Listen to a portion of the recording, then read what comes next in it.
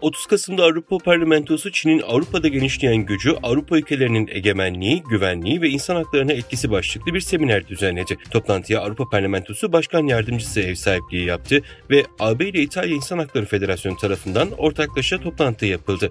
Toplantıda Uygurlar, Tibetliler ve Hong Konglular Çin'in sınır ötesi şiddeti ve Çin'in bu tehdidi Avrupa'da nasıl genişlettiği hakkında bilgi verdi. Toplantıya katılan Dünya Uygur Kongresi Başkanı Dolkun İsa bir konuşma yaparak Çin'in batıya uzattığı Kareli hakkında tecrübeleriyle katılımcılara gerçekçi bilgiler verdi. Toplantıya Belçika Uygur Derneği'nin bazı üyeleri ve Belçika'daki bazı Uygurlar da katıldı. Sürgündeki Doğu Türkistan hükümeti liderliğindeki Uygur toplumu üyeleri Çin'in ikiyüzlülüğü üzerine ABD'deki Birleşmiş Milletler Merkezi önünde protesto gösterisi düzenledi. Uygurlar uluslararası toplumu Çin-Doğu Türkistan çatışmasını ele almaya ve Çin'in Doğu Türkistan'da devam eden sömürgecilik, soykırım ve işgal kampanyasına karşı harekete geçmeye çağırdı.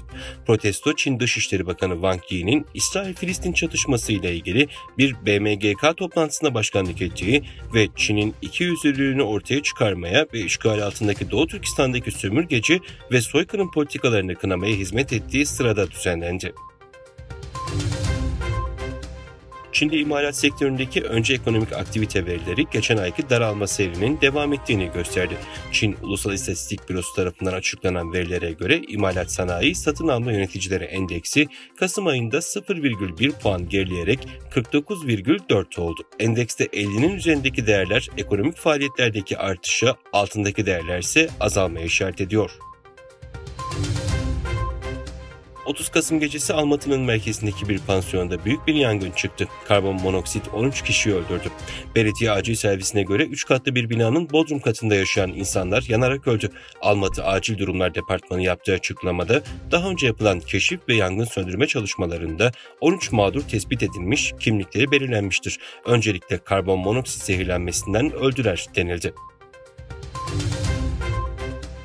Pekin'de düzenlenen 2. Türkiye-Çin İş Konferansı'nda iki ülkenin sürdürülebilir ekonomi işbirliği ve dengeli bir ticaret için küresel üretim ve tedarik zincirleri içindeki bağların nasıl geliştirilebileceği masaya yatırıldı.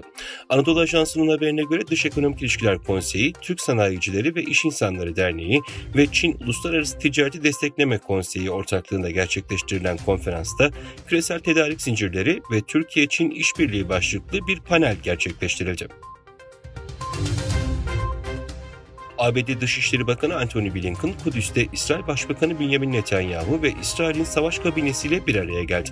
Blinken daha önce Filistin Devlet Başkanı Mahmut Abbas'la görüşmüştü. ABD Dışişleri Bakanlığı'ndan yapılan açıklamaya göre Blinken, ABD'nin İsrail'in uluslararası hukuka uygun olarak kendisini savunma hakkına sahip olmasını desteklediğini ifade etti.